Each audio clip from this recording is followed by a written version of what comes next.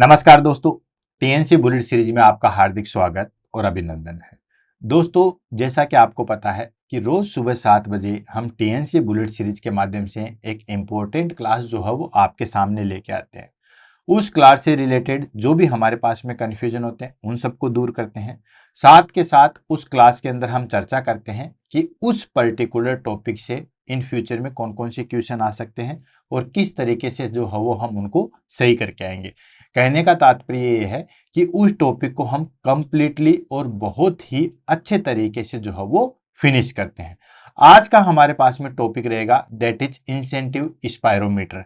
Incentive spirometer बोलो या incentive spirometry बोल दो, दोनों जो है वो हमारे पास में फंडामेंटल का जो है वो एक प्रोसीजर टॉपिक है जिसको हम आज जो है वो यहाँ पे फिनिश करते हैं। रोज सुबह हम एक इम्पोर्टेंट टॉपिक जो है वो हम डिस्कस करते हैं। अब ये इम्पोर्टेंट टॉपिक हम कहाँ से लेते हैं और किस तरीके से वो हमारे लिए इम्पोर्टेंट होता है, इसकी हम चर्चा कर लेते हैं।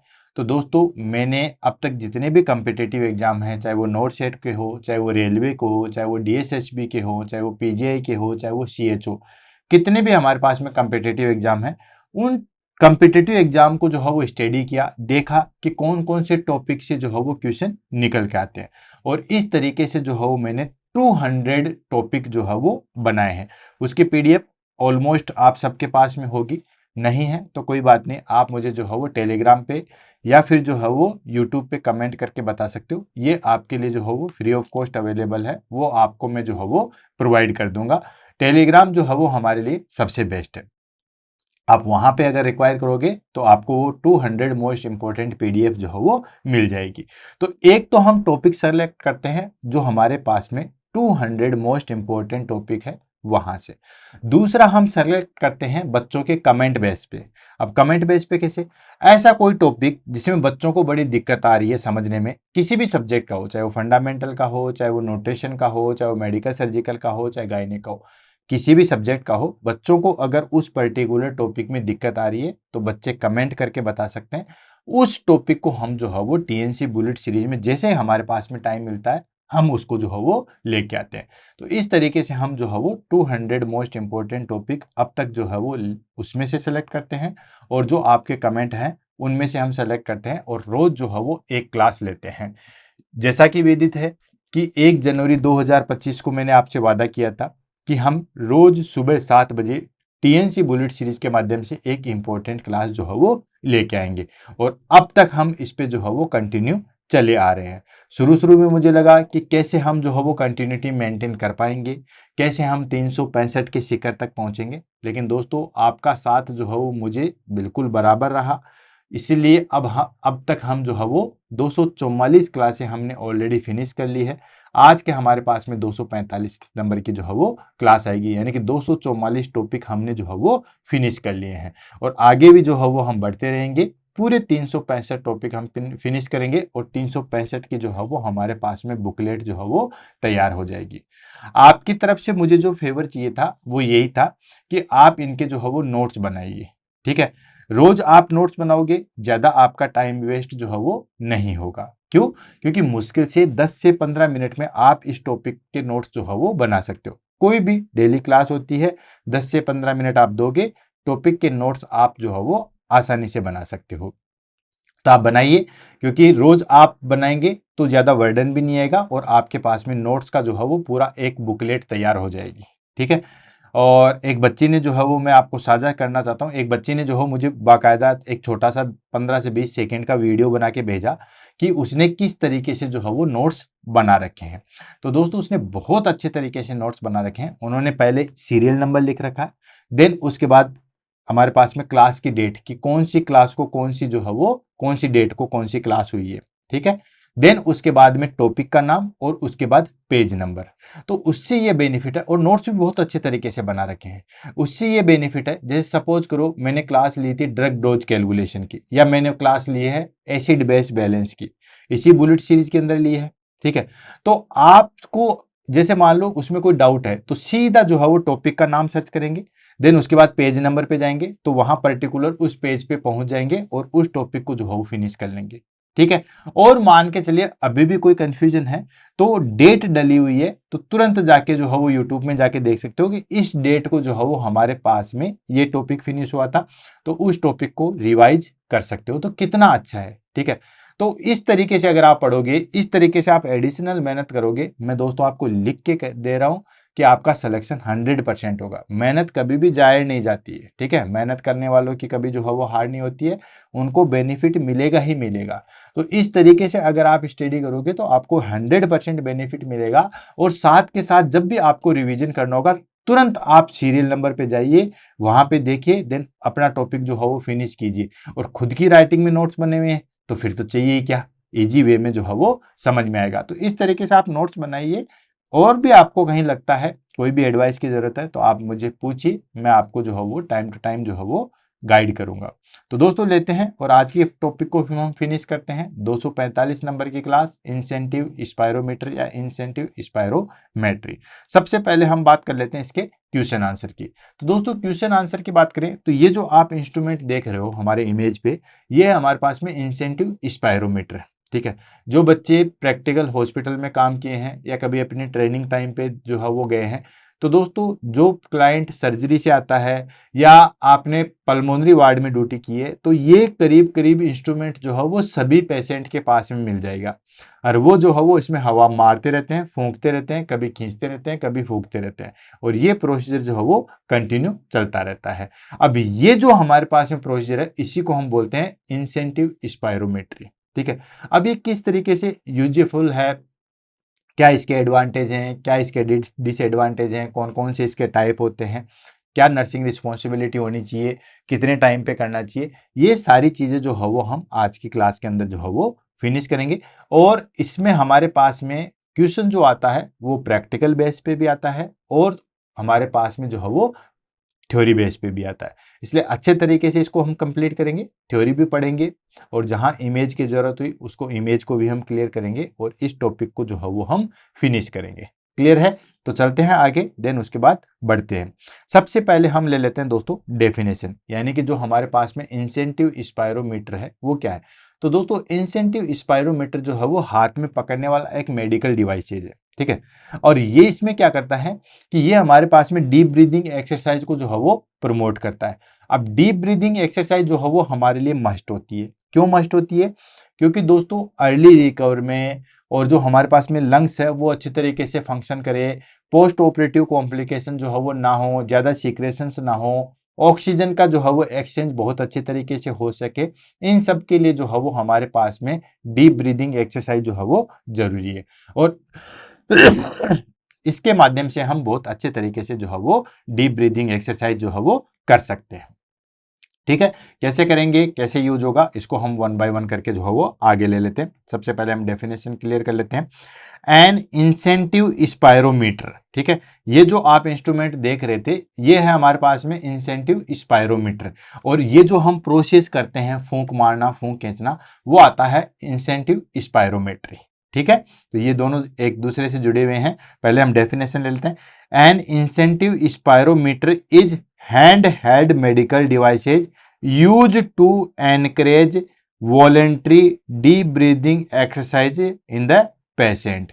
यानी कि हम इसमें क्या करते हैं कि हम जो है वो डीप ब्रीदिंग एक्सरसाइज में जो है वो इसको काम में लेते हैं, ठीक है। और ये हमारे पास में जो है वो हैंड हेल्ड मेडिकल डिवाइसेज आता है, यानी कि हाथ में जो है वो पकड़ने वाला डिवाइसेज आएगा और इसको, और ये वॉलेंट्री जो है वो हमारे पास में डीप ब्रीदिंग एक्सरसाइज को जो है वो क्लियर करवाता है या करवाता है। अब ये डीप ब्रीदिंग एक्सरसाइज जो है वो मस्ट होती है हमारे लिए, हमारे लंग फंक्शन को मेंटेन करने के लिए, पोस्ट ऑपरेटिव कॉम्प्लिकेशन को कम करने के लिए, देन हमारे पास में ऑक्सीजन का लेवल जो है वो सही तरीके से रहे, इन सब के लिए जो है वो हमारे पास में ये जरूरी होता है, ठीक है।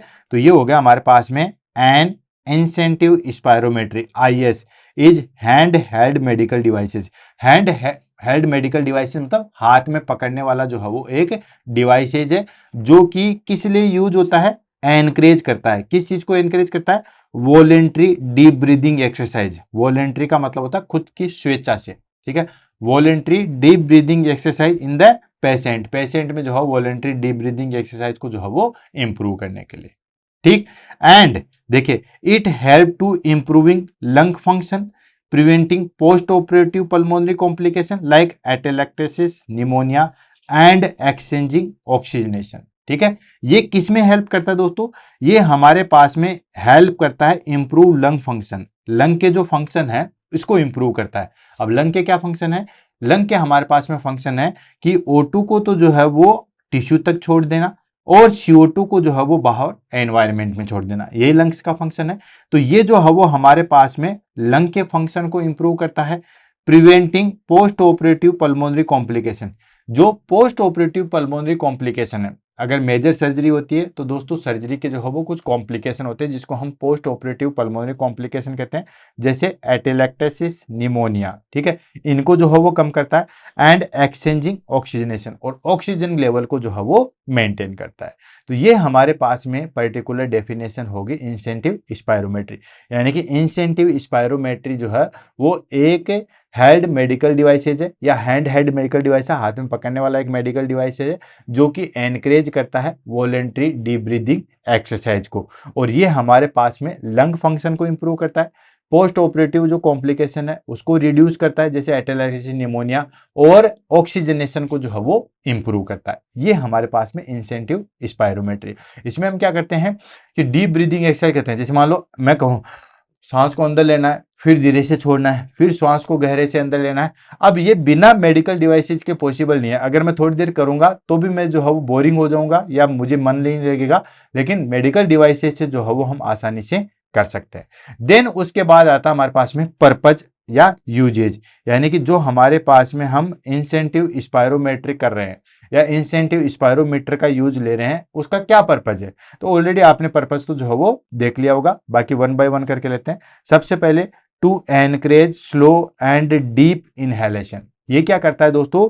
ये हमारे पास में एनकरेज करता है किसको? Slow and deep inhalation. Deep inhalation मतलब गहराई से सांस लेने वाला, और दोस्तों हमेशा सांस गहराई से लोगे तो उतना ही ज्यादा बेनिफिशियल है। इस तरीके से सांस है तो ये सांस सही नहीं होता है। ठीक है, तो आपको डीप इनहेलेशन ऐसे आराम से इनहेल करना है और आराम से छोड़ना है, यानी कि स्लो एंड डीप इनहेलेशन जो है उसको एनकरेज करता है incentive spirometer. And to expand collapse alveoli to prevent atelectasis. ठीक है, एटेलेक्टेसिस जो है वो क्या होता है दोस्तों कि जैसे हमारे पास में जो है वो लंग्स है और ये जो है वो इसकी एल्विलाई है। ठीक है, ये इसकी जो है वो एल्विलाई है, इस तरीके से ये इसकी एल्विलाई है। और ये क्या होता है दोस्तों, अगर इसको सही तरीके से एक्सरसाइज नहीं करवाओगे तो ये हमारे पास में एल्विलाई जो है वो कोलैप्स हो जाएगी। क्या हो जाएगा? कोलैप्स हो जाएगी। तो ये एल्विलाई कोलैप्स ना हो उसको प्रिवेंट करता है। टू एक्सपेंड कोलैप्स एल्विलाई, जो एल्विलाई पिचक गई है उसको एक्सपेंड करता है, यानी कि उसको बढ़ाता है। इस तरीके से जो है वो उसको एक्सपेंड करने का काम करता है, जिससे प्रिवेंट एटेलेक्टेसिस। ठीक है, ये पिचक जाएगी, आपस में चिपक जाएगी, तो उसको हम एटेलेक्टेसिस कहते हैं। तो ये हमारे पास में इंसेंटिव स्पायरोमेट्री से एटेलेक्टेसिस जो है वो नहीं होता है। क्लियर है?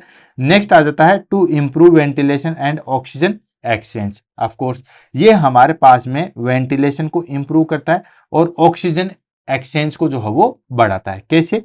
ये हमारे पास में जो है वो, जैसे ये हमारे पास में जो है वो कैपिलरीज आ गई है, ठीक है, या ब्लड वेसल्स आ गई है, तो ये क्या करता है दोस्तों हमारे पास में कि यहाँ CO2 को जो है वो छोड़ देता है और यहाँ से O2 को जो है वो यहाँ से जो है वो O2 को तो यहाँ पे छोड़ देता है और CO2 को जो है वो कलेक्ट कर लेता है। तो ये हमारे पास में ऑक्सीजन एक्सचेंज में जो है वो हेल्प करता है।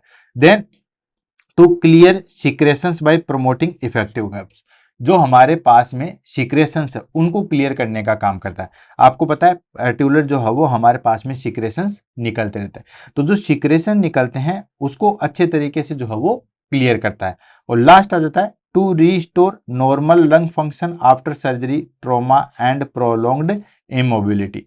लंबे समय तक अगर हम चले नहीं, एक ही जगह जो है वो बैठे रहें, या कोई भी ट्रॉमा हो जाए या कोई भी जो है वो सर्जरी हो जाए, ठीक है, तो उसके बाद में उसके वापस फंक्शन को जो है वो रीस्टोर करना, to restore normal lung function. ठीक है, नॉर्मल लंग फंक्शन को रीस्टोर करना, क्योंकि दोस्तों सर्जरी के बाद हमारे पास में रेस्पिरेटरी रेट डिक्रीज हो जाती है। कोई भी अगर मान के चलिए ट्रॉमा हो गया, ठीक है। तो उसकी वजह से हमारे पास में रेस्पिरेटरी रेट जो है वो कम होगी, या प्रोलोंग्ड इमोबिलिटी होगी। Prolonged immobility in the sense कि आदमी या क्लाइंट जो है वो लंबे समय तक जो है वो बेड पे ही रिडन है, तो उन सब में जो है वो हमारे पास में लंग के फंक्शन जो है वो अल्टर्ड हो जाते हैं। सही तरीके से ऑक्सीजन CO2 का जो है वो एक्सचेंज नहीं हो पाता है, ठीक है। तो ये हमारे पास में इंसेंटिव स्पायरोमेट्री क्या करता है कि उस फंक्शन को जो है वो रिस्टोर करता है। क्लियर आ गया कि ये जो है वो हमारे पास में डीप इनहेलेशन को इंप्रूव करता है, एटेलेक्टेसिस को जो है वो प्रिवेंट करता है, कोलेप्स को, एल्वेलाई को कोलेप्स होने से बचाता है, अच्छे तरीके से वेंटिलेशन एंड एक्सचेंज ऑक्सीजन करता है। देन हमारे पास में जो सिक्रेशंस है उनको क्लियर करता है, और जो हमारे पास में कोई भी जो है वो हमारे पास में सर्जरी, ट्रोमा या प्रोलॉन्ग इमोबिलिटी के बाद हमारे फंक्शन को जो है वो रिस्टोर करता है। तो ये कुछ कार्य जो है वो हमारे पास में किसके हैं दोस्तों, ये है हमारे कार्य स्पायरोमेट्री के। अब आ जाता है हमारे पास में इंडिकेशन। अब इंडिकेशन आपको पता ही है कहाँ कहाँ हम जो है वो इंसेंटिव स्पायरोमेट्री का यूज लेते हैं। तो पहला तो हम यूज में लेते हैं पोस्ट ऑपरेटिव केसेज में। जैसे ही मान लो कोई सर्जरी के बाद जो है वो क्लाइंट वार्ड के अंदर आया, तो उसमें हम काम में लेते हैं। कोई भी हमारे पास में रेस्पिरेटरी प्रॉब्लम जिसमें सांस लेने में जो है वो दिक्कत आ रही है, जैसे COPD हो गया, अस्थमा हो गया, एटेलेक्टेसिस हो गया, उन सब में। तीसरा हमारे पास में जो क्लाइंट लंबे समय तक बेड रिडन पे होता है, ठीक है। तो लंबे समय तक बेड रिडन पे होता है तो रेस्पिरेटरी प्रॉब्लम्स जो है वो आ जाती है, तो उसको मेंटेन करने के लिए रिफ्रैक्चर हो गया उसमें, या कोई भी न्यूरोलॉजिकल या न्यूरोमस्कुलर प्रॉब्लम आ गई जिसके अंदर रेस्पिरेटरी प्रॉब्लम्स आ गई, रेस्पिरेटरी प्रॉब्लम्स आ गई तो गैसेज का एक्सचेंज सही तरीके से नहीं हो रहा, तो उनको मेंटेन करने के लिए हम डीप ब्रीदिंग एक्सरसाइज या हम कहें इंसेंटिव स्पायरोमेट्री का जो है वो यूज लेते हैं। तो आ गया पोस्ट ऑपरेटिव पेशेंट, यानी कि जो भी पेशेंट सर्जरी करवा के आते हैं, specially thoracic and abdominal surgery. कोई भी क्लाइंट जो थोरेसिक सर्जरी से बाहर आया है या एब्डोमिनल सर्जरी से बाहर आया है, तो उसमें हम इंसेंटिव स्पायरोमेट्री जो है वो काम में लेते हैं। Second, patient with prolonged bed rest और इमोबिलिटी। कोई भी पेशेंट लंबे समय तक जो है वो बेड रेस्ट पे है या इमोबिलिटी जो है वो मेंटेन किया हुआ है, तो उस कंडीशन में भी हम इंसेंटिव स्पायरोमेट्री जो है वो यूज में लेते हैं।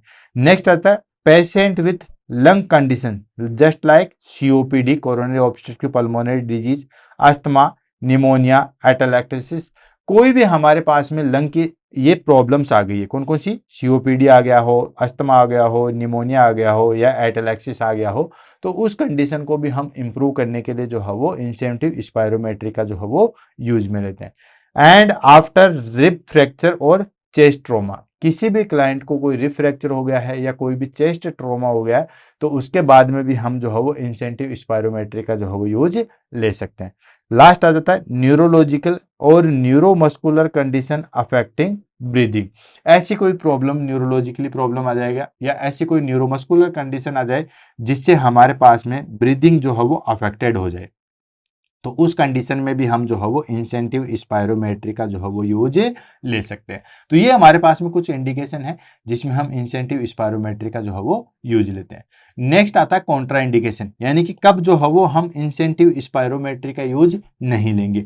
तो ऐसी तो कोई स्पेसिफिक कंडीशन नहीं होती है कि उस कंडीशन में हम इंसेंटिव स्पायरोमेट्री का यूज नहीं लेंगे, यानी कि not commonly absolute but precautions needed, ठीक है। वैसे तो ऐसी कोई कंडीशन नहीं होती है कि जिस कंडीशन में हम इंसेंटिव स्पायरोमेट्री का यूज ना ले, लेकिन फिर भी कई बार ऐसे सरकमस्टांसेस आ जाते हैं जिसमें हम इंसेंटिव स्पायरोमेट्री यूज नहीं लेते हैं। जैसे फॉर एग्जांपल अनकोऑपरेटिव और अनकॉन्शियस पेशेंट। मान लीजिए पेशेंट जो है वो अनकॉन्शियस है। अब अनकॉन्शियस है तो वो उसको कैसे कमांड फॉलो करेगा कि आप सांस को जो है वो छोड़िए या सांस को आप लीजिए, वो हम उसको जो है वो कोई इंस्ट्रक्शन नहीं दे सकते। या अनकोऑपरेटिव, जैसे कोई साइकेट्रिक पेशेंट है, ठीक है, हम बोलेंगे फूंक मारिए, वो कहता नहीं मारूंगा, ठीक है। तो ऐसी कंडीशन अगर अनकोऑपरेटिव पेशेंट है या अनकॉन्शियस पेशेंट है तो उसमें हम काम में नहीं ले सकते। नेक्स्ट आता है वेरी यंग चिल्ड्रंस, ठीक है। वेरी यंग चिल्ड्रन का मतलब होता है इतने छोटे बच्चे जो हमारा इंस्ट्रक्शन नहीं मान पाते। हम कहें कि श्वास को जो हो छोड़ना है, उनको वो नहीं मानेंगे, ठीक है। तो उस कंडीशन में भी हम जो है वो इंसेंटिव स्पायरोमेट्री का यूज नहीं लेते हैं। नेक्स्ट आता है severe pain preventing deep inspiration, ठीक है। मान लीजिए डीप इंस्पिरेशन करते हैं तो सीवियर जो है वो हमारे पास में पेन होता है, ठीक है। तो उस कंडीशन में हम काम में लेते हैं। और लास्ट आता है severe respiratory distress requiring ventilator support. अगर कोई क्लाइंट सीवियर जो है वो रेस्पिरेटरी प्रॉब्लम से सफर कर रहा है, ठीक है, सीवियर रेस्पिरेटरी प्रॉब्लम्स आ रही है, बहुत ज्यादा जो है वो उसको सांस लेने में दिक्कत आ रही है, तो हम इसमें जो है वो हम यूज में नहीं लेते हैं, ठीक है। तो ये हमारे पास में कुछ जो है वो कॉन्ट्रा इंडिकेशन थे जो कि इंसेंटिव स्पायरोमीटर यूज नहीं लेते हैं। नेक्स्ट आ जाता है टाइप ऑफ इंसेंटिव स्पायरोमीटर्स, ठीक है। इंसेंटिव स्पायरोमीटर के कौन कौन से टाइप हैं? तो दोस्तों इंसेंटिव स्पायरोमीटर के दो टाइप हैं। दोनों की इमेज मैंने आपके यहाँ पे सामने रख रखी है, अच्छे तरीके से देख लेना, क्योंकि काफी बार जो है वो एग्जाम में इमेज दे के पूछा था कि ये क्या चीज है, और उसमें लास्ट में जो है वो अलग अलग इसका क्लासिफिकेशन भी डाल देता है। तो इंसेंटिव स्पायरोमीटर दो तरीके की होती है, एक होता है वॉल्यूम ओरिएंटेड इंसेंटिव स्पायरोमीटर, और सेकंड आता है फ्लो ओरिएंटेड इंसेंटिव स्पायरोमीटर। अब नाम से पता चला, इसमें रटने की जरूरत नहीं है। जैसे फॉर एग्जाम्पल पहला है volume oriented incentive spirometer. Volume oriented incentive spirometer का मतलब होता है कि कितनी वॉल्यूम हम जो है वो छोड़ रहे हैं या ले रहे हैं, ठीक है। ये हो गया हमारे पास में volume oriented inspiratory spirometer. Measures the inspired volume directly, directly inspired volume कितना हम ले रहे हैं, वॉल्यूम को जो है वो मेजर करता है, ठीक है। तो ये हो गया वॉल्यूम ओरिएंटेड। जैसे यहाँ पे देख रहे हो फर्स्ट वाला है वॉल्यूम ओरिएंटेड, इसमें हम क्या करते हैं, ये माउथ पीस हम अंदर रखते हैं, देन उसके बाद जो है वो हम जोर से जो है वो सांस को लेते हैं इस तरीके से। अब ये बॉल हमारे पास में कहाँ तक पहुंची, 300 पे पहुंची, 500 पे पहुंची, 700 पे पहुंची, 800 पे पहुंची, 1000 पे पहुंची, कहाँ तक वो बॉल पहुंची, उस हिसाब से हम कह सकते हैं कि हाँ इतना वॉल्यूम जो है वो हमने इंसर्ट कर लिया। सेकेंड आता है हमारे पास में, that is called flow oriented incentive spirometry. Flow oriented incentive spirometry का मतलब था यूज बॉल्स और flow indicator to showing inspiratory effort, ठीक है। यानी कि जो बॉल्स हैं उसके आधार पे एंड देन उन इंडिकेटर के आधार पे हम जो है वो पता लगा सकते हैं कि इंस्पायरेटरी एफर्ट जो है वो किस तरीके से है।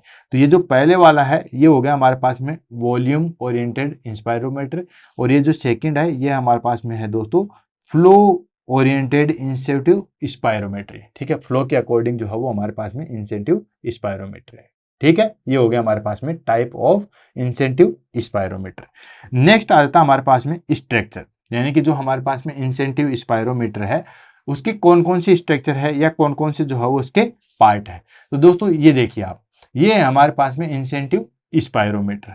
अब यहाँ पे ऐसी वाली चीज आपने देख रखी होगी, यहाँ पे इस जगह पे हम जो है वो उसको पकड़ते हैं, हाथ से जो है वो पकड़ते हैं। देन उसके बाद ये जो माउथ पीस है ये हमारे पास में एक ट्यूब लाइक स्ट्रक्चर होती है जिसको हम बोलते हैं फ्लेक्सिबल ट्यूबिंग, ठीक है। रबर की होती है, छोटी सी जो है वो ट्यूब लगी हुई होती है, इसको हम बोलते हैं फ्लेक्सिबल ट्यूबिंग।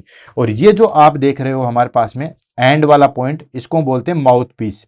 ये हम माउथ के अंदर जो है लेते हैं, दोनों लिप्स के बीच में जो है उसको फिक्स किया जाता है और एयर टाइट किया जाता है, क्लियर है।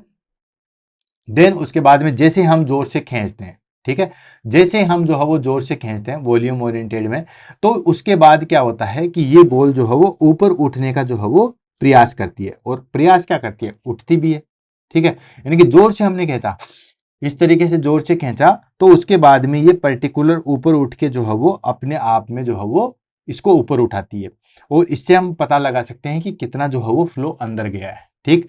और यहाँ पे एक इंडिकेटर लगा था बॉल, जिसके आधार पे भी हम देख सकते हैं कि बॉल जो है वो कहाँ तक उठ पाई है, क्लियर है। ये हो गया हमारे पास में पिस्टन, और ये यहाँ पे हो गया दोस्तों मार्कर, ठीक है। मार्कर से हम फाइंड आउट कर सकते हैं कि कितनी बॉल ऊपर उठी है और कितना जो है वो हमारे पास में वॉल्यूम बचा हुआ है। तो ये हमारे पास में हो गए दोस्तों पार्ट और and structure of incentive spirometer. अब वन बाय वन करके इसके पार्ट्स में हम डिस्कस कर लेते हैं। सबसे पहले आते हैं दोस्तों माउथ पीस। माउथ पीस मतलब फॉर पेशेंट टू इनहेल, ये जो स्ट्रक्चर देख रहे हो ये है माउथ पीस, ठीक है। यानी कि ये जो एरिया जहां पे हम दोनों लिप्स के बीच में इसको दबाते हैं, ठीक है। तो ये हो गया हमारे पास में दोस्तों माउथ पीस। देन उसके बाद नेक्स्ट आ जाता है फ्लेक्सिबल ट्यूबिंग। ये जो आप स्ट्रक्चर देख रहे हो ये है हमारे पास में फ्लेक्सिबल ट्यूबिंग, ठीक। यानी कि ये जो है हमारे पास में फ्लेक्सिबल होती है, ऊपर नीचे जो है वो फ्लेक्सिबल होती है, जिसको हम फ्लेक्सिबल ट्यूबिंग कहते हैं। नेक्स्ट आता है इंडिकेटर या position ball to measure volume और फ्लो। ये है हमारे पास में इंडिकेटर, ठीक है। और ये बॉल से हम जो है वो कितनी बॉल ऊपर उठी है कितना नहीं उठा है, इससे हम जो है वो आसानी से मेजर जो है वो कर सकते हैं, ठीक है। नेक्स्ट आ जाता है हमारे पास में scale marking to guide the target volume. ये इधर जो देख रहे हो, ठीक है, ये है हमारे पास में स्केल मार्किंग। कहां तक हम बॉल को जो है वो उठा पाते हैं, स्केल के द्वारा जो है मेजर कर सकते हैं। ये देखिए, ये यहाँ पे मार्क करा, जैसे हम ऊपर उठाएंगे देन उसके बाद ये ऊपर की तरफ मूव करेगा। और लास्ट आता है हैंडल या बेस ऑफ स्टेबिलिटी। ठीक है, ये जो आप देख रहे हो ये हो गया हमारे पास में हैंडल या बेस्ड ऑफ स्टेबिलिटी। तो ये हमारे पास में पार्ट है इंसेंटिव स्पायरोमीटर के। क्लियर है। नेक्स्ट आता है वर्किंग प्रिंसिपल, यानी कि किस तरीके से जो है वो हमारे पास में ये जो है वो कार्य करता है। ये जो इंसेंटिव स्पायरोमीटर है वो किस तरीके से कार्य करता है उसको हम ले लेते हैं। तो सबसे पहले क्या करते हैं, हम क्लाइंट को इंस्ट्रक्ट करते हैं कि आप जो है वो नॉर्मली जितना इनहेल कर सकते हो, जैसे नॉर्मली जितना इनहेल कर सकते हो एंड कितना हम अंदर तक ले सकते हैं वो सारी चीज, यानी कि patient inhale slowly and deep through the mouthpiece. ठीक है, माउथ पीस के द्वारा जो है वो स्लोली कितना हम इनहेल कर सकते हैं और कितना डीप तक, जैसे इस तरीके से कितना डीप तक और कितना स्लोली जो है वो हम इनहेल कर सकते हैं। तो माउथ पीस के द्वारा जो है वो इनहेल करते हैं। देन उसके बाद this action raises the piston और ball showing respiratory volume and flow. उसके बाद हमारे पास में जो बॉल है या जो पिस्टन है वो कहां तक ऊपर गया है, किस मार्कर तक ऊपर गया है, उसके आधार पे जो है वो हम फाइंड आउट कर सकते हैं कि कितना हमारे पास में इंस्पायरेटरी वॉल्यूम है या किस प्रकार का जो है वो हमारे पास में फ्लो है। ठीक है, यानी कि बॉल जिस तरीके से ऊपर उठेगी उसी हिसाब से जो है वो हम इसको पता लगा सकते हैं। देन उसके बाद the devices provide visual feedback to encourage patient effort. ये डिवाइस डायरेक्ट विजुअल फीडबैक दर्शाती है, भाई हमारे सामने बॉल उठ रही है तो हमारे सामने रिजल्ट है, तो हम अच्छे तरीके से जो है वो देख सकते हैं, टारगेट कर सकते हैं। ठीक है, देन उसके बाद आता है repeated deep breathing help expand alveoli improve lung compliance and mobilise secretions. ठीक है, यानी कि ये जो हमारे पास में बार बार तरीके से हम डीप ब्रीदिंग एक्सरसाइज करते हैं, ठीक है, रिपीटेड डीप ब्रीदिंग एक्सरसाइज करेंगे, ये हमारे पास में हेल्प करेगा किस चीज में, एक्सपेंड एल्वुलाई। एल्वुलाई को जो है वो एक्सपेंड होने में जो है वो हेल्प करेगा। ऑलरेडी मैंने एल्वुलाई के बारे में जो है एक छोटा सा डायग्राम बनाया था, ये देखो, ये है हमारे पास में एल्वुलाई। तो ये एल्वुलाई को जो है वो एक्सपेंड होने में जो है वो हेल्प करता है। क्लियर है। नेक्स्ट आता है हमारे पास में दैट इज, नेक्स्ट आता है हमारे पास में ये जो है वो इस तरीके से सिक्रेशंस करेगा, जो भी हमारे पास में सिक्रेशंस उसको मोबिलाइज करेगा। एक जगह सिक्रेशन जमा रहते हैं तो आगे दिक्कत कर सकते हैं, तो इसकी वजह से बार बार करते हैं, तो ये हमारे पास में डीप ब्रीदिंग एक्सरसाइज को हेल्प करता है, इंप्रूव लंग कंप्लायंस करता है एंड मोबिलाइज सिक्रेशंस को जो है वो मोबिलाइज करता है। अब बात आती है हमारे पास में प्रोसीजर्स फॉर यूज। ठीक है, किस तरीके से हम जो है वो इसका यूज में लेते हैं। आपके पास में इंसेंटिव स्पायरोमेट्री है, देन वो इंसेंटिव स्पायरोमेट्री का हम किस तरीके से यूज में लेंगे। तो सबसे पहले आता है explain the purpose of patient. कोई भी कार्य हम कर रहे हैं तो उसमें हमारे पास में सबसे पहली चीज आती है कि उस प्रोसीजर को जो है वो हम एक्सप्लेन करें। ठीक है, देन बताएं कि इसका पर्पज क्या है, क्यों आपको ये दिया जा रहा है, क्यों आपके लिए जो है वो बेनिफिशियल है। ठीक है, तो सबसे पहले तो प्रोसीजर जो है वो आप बताओगे, डायरेक्टली आप किसी को क्लाइंट को जो चीजें जो है वो नहीं दोगे, तो सबसे पहले जो है वो आप एक्सप्लेन करोगे प्रोसीजर को। सेकंड आता है प्लेस पेशेंट इन अपराइट और सेमी फाउलर पोजीशन। जब भी हम इंसेंटिव स्पायरोमेट्री करवाते हैं तो हम कोशिश करते हैं कि क्लाइंट जो है वो या तो अपराइट पोजीशन में रहे या सेमी फाउलर पोजीशन में रहे। ठीक है, जैसे फॉर एग्जांपल ये हमारे पास में दोस्तों बेड है, ठीक है, और ये बेड है हमारे पास में इस तरीके से, तो इसको हम जो है वो सेमी फाउलर पोजीशन में जो है वो रखेंगे। सेमी फाउलर पोजीशन में रख के ही जो है वो हम इसको जो है वो कैलकुलेट करते हैं। विदाउट सेमी फाउलर जो है वो हम इंसेंटिव स्पायरोमेट्री को जो है हम परफॉर्म नहीं कर सकते। नेक्स्ट आता है instruct patient to hold device upright. हम क्लाइंट को इंस्ट्रक्ट करते हैं कि हम जो है वो उसी डिवाइस को होल्ड रख सके। ठीक है, यानी कि उस डिवाइस को अपराइट में उस तरीके से जो है वो होल्ड करके रखें, आंखों के सामने रखें और उसको जो है वो हम होल्ड रखें। And ask patient to exhale normally first. और सबसे पहले हम बताते हैं उस क्लाइंट को कि आप नॉर्मली तरीके से जो है वो एक्सहेल करो। ठीक है, ऐसा नहीं, इस तरीके से नहीं, नॉर्मली तरीके से जो है वो आपको एयर को जो है वो एक्सहेल करना है। पेशेंट को बताएंगे कि आप नॉर्मल तरीके से जो है वो एक्सहेल करो।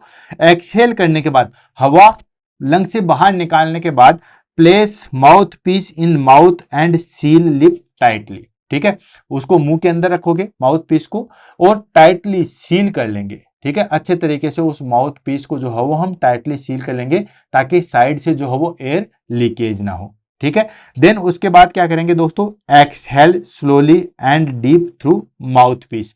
माउथ पीस के द्वारा स्लोली और डीपली तरीके से जो है वो इनहेल करेंगे, जैसे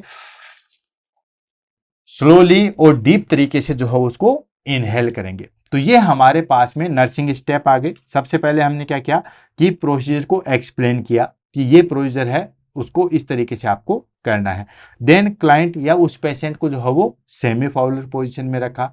देन उसके बाद में जो हमारे पास में इंसेंटिव स्पायरोमेट्री है उसको हमने अपराइट पोजीशन में रखा। देन पेशेंट को बोला कि आप नॉर्मली जो है वो एक्सहेल कर लो, हवा को जो है बाहर निकाल दो नॉर्मली तरीके से, ऐसा भी नहीं बहुत तेज गति इस तरीके से नहीं, नॉर्मली को जो है वो एक्सहेल कर लो। देन उसके बाद में जो है वो माउथ पीस को माउथ में रखेंगे और उसको अच्छे तरीके से जो है वो सील कर लेंगे। ठीक है, देन उसके बाद इनहेल करेंगे स्लोली एंड डीप तरीके से माउथ पीस के द्वारा, माउथ पीस के द्वारा ही उसको जो है वो इनहेल करेंगे। तो ये हमारे पास में प्रोसीजर हो गया इंसेंटिव स्पायरोमेट्री का। क्लियर है। देन उसके बाद क्या करेंगे, इनहेल कर लिया, इनहेल करने के बाद में हम उस ब्रीदिंग को होल्ड रखेंगे कम से कम 2 से 6 सेकंड।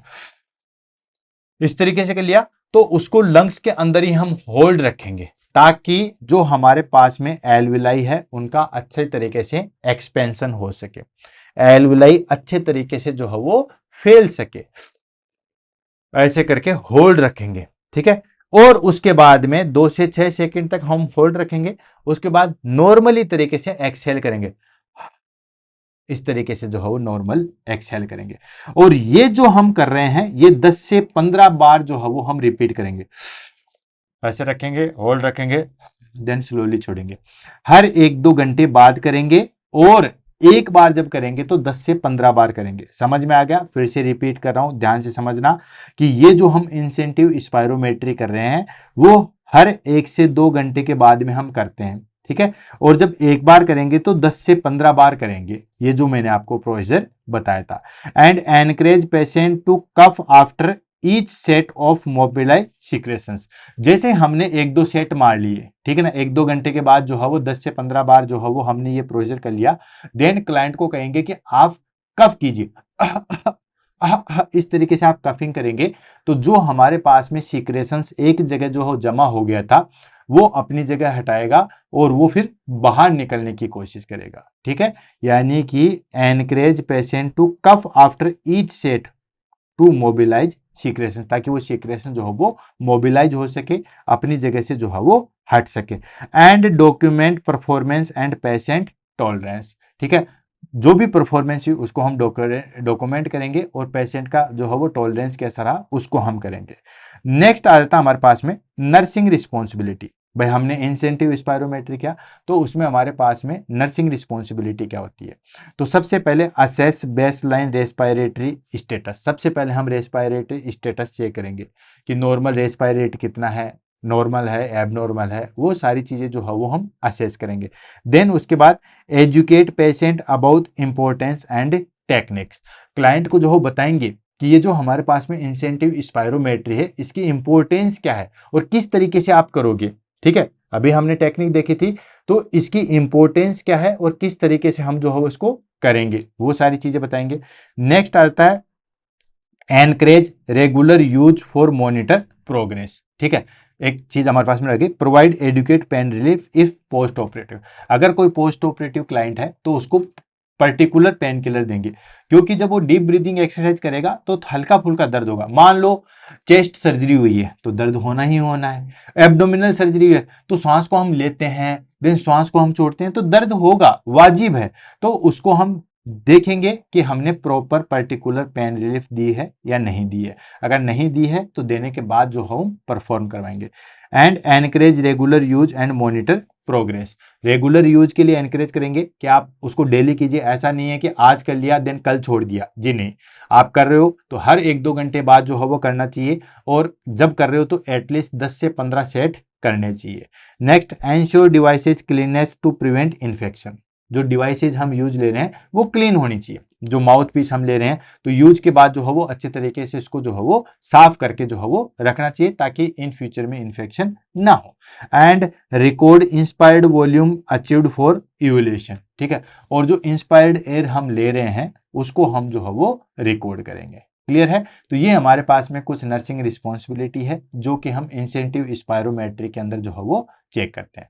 नेक्स्ट आता है हमारे पास में एडवांटेज। क्या एडवांटेज है भाई? ऑलरेडी हमने डिस्कस कर लिया है। ये बिल्कुल सेफ है, बिल्कुल सिंपल है एंड इनएक्सपेंसिव है। सिंपल है, सेफ है और कोई ज्यादा पैसा इसका नहीं लगता है, ठीक है। ऐसी कोई बड़ी बड़ी मशीनें नहीं है जिसमें बहुत लाखों का खर्चा हो। बहुत सिंपल है, बहुत सेफ है और एक्सपेंसिव भी नहीं है। And provide visual motivation for the patient, ठीक है। कितना हम इंप्रूव कर रहे हैं वो डायरेक्ट क्लाइंट खुद से देख रहा है। पहले वो उठाने की कोशिश करेगा, मान लो सर्जरी कल हुई है, आज वो उठाने की कोशिश करेगा तो उससे 1 बॉल उठी है, देन उसके बाद शाम तक वो 2 बॉल उठा पाएगा, ठीक है, और कल तक वो 3 बॉल उठा पाएगा। तो डायरेक्ट उसके सामने जो है वो विजुअल मोटिवेशन है, कितनी बॉल उठानी है, कितना हम इंप्रूव कर रहे हैं उसके सामने है। जो चीज हमारे सामने नहीं होती है तो उसका बड़ा दिक्कत होता है। जैसे हमारे पास में अगर दोस्त सिलेक्शन ले लिया है तो हमारे सामने है कि ये देखो मेरा दोस्त था, तो फिर हमारे भी पढ़ाई की ललक जो है वो जग जाती है। तो मतलब हमारे आंखों के सामने जो है वो मोटिवेशन है। नेक्स्ट आता है promote self care and active participation in recovery, ठीक है। सेल्फ केयर में और एक्टिव पार्टिसिपेशन होता है। हम ठीक होना चाह रहे हैं तो डॉक्टर टीम तो हेल्प कर ही रही है, साथ के साथ हम भी हेल्प कर रहे हैं, हम भी कोशिश कर रहे हैं कि हम जितना जल्दी जो है वो ठीक हो सके। And reduce risk for atelectasis, pneumonia and hypoxia, ठीक है। हम रिस्क को कम कर सकते हैं। कौन से रिस्क को? एटिलेक्टेसिस को हम कम कर सकते हैं, यानी कि जो हमारे पास में एल्वियोलाई कोलैप्स है उसको हम कम कर सकते हैं, निमोनिया को रिड्यूस कर सकते हैं, और जो हाइपोक्सीमिया की कंडीशन आती है, हाइपोक्सीमिया था, हाइपो मतलब डिक्रीज, ऑक्सीमिया का मतलब होता है ब्लड। ब्लड के अंदर जो है वो हमारे पास में O2 लेवल डिक्रीज होता है, उसको हम कहते हैं हाइपोक्सीमिया। तो उसको हम जो है वो रिड्यूस कर सकते हैं। तो ये हमारे पास में जो है वो दोस्तों एडवांटेज है। कॉम्प्लिकेशन क्या है या लिमिटेशन क्या है? तो दोस्तों कॉम्प्लिकेशन या लिमिटेशन आगे कि ये जो है वो hyperventilation if use too rapidly. अगर बार बार आप यूज में ले रहे हो तो हमें हाइपर वेंटिलेशन करना पड़ेगा, अदरवाइज वैसे क्लाइंट हाइपोक्सिया कंडीशन में जो है वो जा सकता है।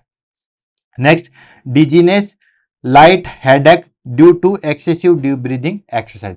अगर हम एक्सरसाइज करते हैं तो हल्का जो है वो सिरदर्द रह सकता है। हल्का जो है वो हमारे पास में सिरदर्द रह सकता है। क्यों? क्योंकि हम एक्सेसिव डीप ब्रीदिंग एक्सरसाइज करें तो हल्का फुल्का सिरदर्द हो सकता है। Next, poor compliance if patient is unmotivated, ठीक है। अगर क्लाइंट अनमोटिवेटेड है, उसको फर्क ही नहीं पड़ रहा है कि हम कितनी बॉल उठा रहे हैं कितनी नहीं उठा रहे, तो फिर हम उतना अच्छा रिजल्ट नहीं निकाल सकते। And limited effectiveness if patient technique is incorrect. अगर पेशेंट की टेक्निक करेक्ट नहीं है, जैसे उसने सही तरीके से माउथ पीस नहीं लिया, उसको अच्छे तरीके से लॉक नहीं किया, साइड से हवा निकल रही है, तो फिर इफेक्टिवनेस भी हमारे पास में जो है वो लिमिटेड हो जाएगा। तो ये हमारे पास में कुछ लिमिटेशन है जो कि डीप ब्रीदिंग एक्सरसाइज की रहती है। अब आ जाता है हमारे पास में पेशेंट टीचिंग पॉइंट्स, ठीक है। यानी कि पेशेंट को समझाने के लायक हमारे पास में क्या रह जाता है, ठीक है। तो पेशेंट को समझाने के इंसेंटिव स्पायरोमेट्री से रिगार्डेड हम पेशेंट को जो है वो क्या समझाएंगे, तो उसमें सबसे पहली चीज समझाने वाली होती है यूज रेगुलर एज एडवाइस, यानी कि आप इसको जो है वो रेगुलरली यूज करो, ठीक है। यानी कि कम से कम जो है वो हमारे पास में 1 से 2 घंटे पे आप इसको यूज करो। 100 टाइम्स पर आवर्स वाइल अवेकिंग, ठीक है। 1 से 2 घंटे के अंतराल में आप यूज करो, और जब भी आप यूज करो तो कम से कम 10 से 12 जो है वो सेट मारो, ठीक है। कम से कम 10 सेट तो एक बार में मारने ही है। सांस को रोकना है, खींचना है, फिर स्लोली छोड़ना है, ऐसे कम से कम 10 बार तो करने ही करने हैं। Second, sit upright for best result. Client को कहोगे कि आपको बैठे रह के फिर जो है वो आपको इंसेंटिव स्पायरोमेट्री करनी है।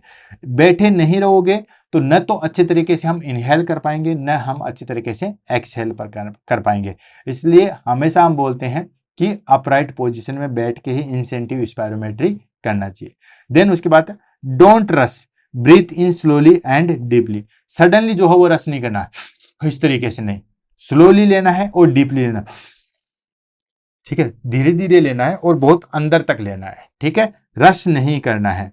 तो deep, slowly and deeply. Then उसके बाद clean the mouthpiece daily, जो हम माउथ पीस यूज में ले रहे हैं उसको डेली साफ कीजिए, अदरवाइज इन्फेक्शन होने की संभावना बढ़ जाती है, ठीक है। तो माउथ पीस को जो है वो आपको डेली क्लीन करना है। नेक्स्ट, रिपोर्ट डिजीनेस और चेस्ट पेन ड्यूरिंग यूज। अगर इंसेंटिव स्पायरोमेट्री के दौरान चेस्ट पेन या डिजीनेस आ रहा है तो इमीडिएटली जो है वो आप रिपोर्ट करोगे, ये हम क्लाइंट को कहेंगे। क्लाइंट को हम क्या इंस्ट्रक्शन देंगे कि आप यूज में ले रहे हो तो हर 1-2 घंटे से यूज में लो, और एक बार जब कर रहे हो तो कम से कम 10 बार कीजिए, और हमेशा बैठ के ही इंसेंटिव स्पायरोमेट्री करना चाहिए। बहुत तेज गति से उसको रश नहीं करना है, स्लोली और डीपली तरीके से आपको सांस लेनी है। जो माउथ पीस आप यूज में ले रहे हो उसको डेली क्लीन करो ताकि इन्फेक्शन ना हो। और अगर आपको इंसेंटिव स्पायरोमेट्री के दौरान चेस्ट पेन या डिजीनेस हो रहा है तो आप इमीडिएटली जो है वो रिपोर्ट करो। ये सारे पॉइंट हम जो है वो क्लाइंट को बताएंगे। देन आप फटाफट जो है वो इसकी समरी ले लेते हैं। तो दोस्तों समरी आ गई हमारे पास में। An incentive spirometry is devices that help patient to take deep breathing, to expand alveoli, prevent atelectasis, improve lung function specially after the surgery, ठीक है। यानी कि इंसेंटिव स्पायरोमेट्री जो है वो एक डिवाइसेज है जो कि क्लाइंट की हेल्प करती है, किस में, डीप ब्रीदिंग में। डीप ब्रीदिंग में जिससे क्या होगा, expand alveoli, deep breathing exercise में हेल्प करती है, इतना ध्यान रखो। तो उससे क्या होगा, एल्वुलाई जो है वो एक्सपेंड होगी, एटेलेक्टेसिस जो है वो प्रिवेंट होगा, यानी कि जो एल्वुलाई कोलैप्स होने वाली है वो कोलैप्स नहीं होगी, और improve lung function, lung function जो है वो इंप्रूव होंगे specially after the surgery, surgery के बाद में। Then it is safe, inexpensive and highly effective when use correctly in nursing guidance.